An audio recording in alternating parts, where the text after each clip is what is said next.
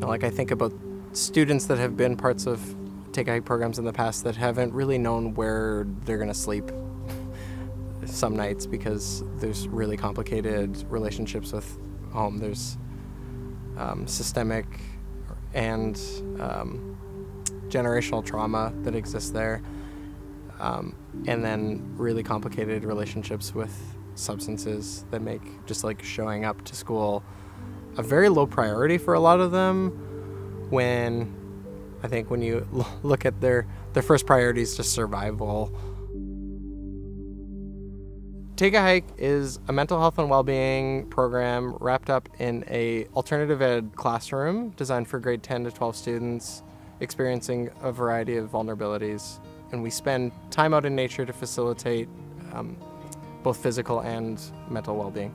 Our program here in Saanich has only been around for a single school semester, but even within that small sample size, we have students that right before Take a Hike and they were struggling with suicidality and depression, and now they're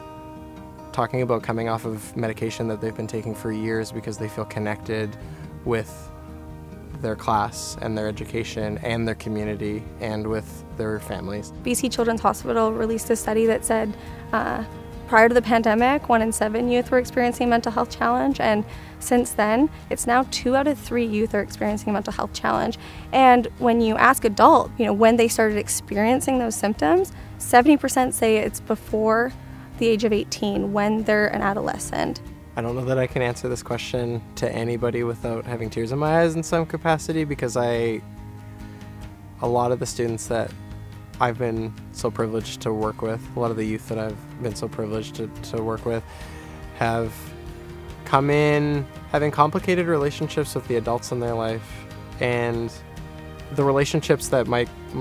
colleagues and myself with some of these students could potentially be the first quality, reliable adult relationship that these students have in their lives. We can't do the work we do without the generosity of our community members and organizations like United Way that allow us to continue providing these vital, life-changing mental health supports for the vulnerable youth in our programs. So we're so grateful for anyone who is connected to our cause and feels motivated to give and support the work that we're doing. We believe it's incredibly impactful. The youth prove themselves that it's incredibly impactful, but when the community surrounds it and says, we believe in what you're doing and we believe in your youth, that's all we can ask for.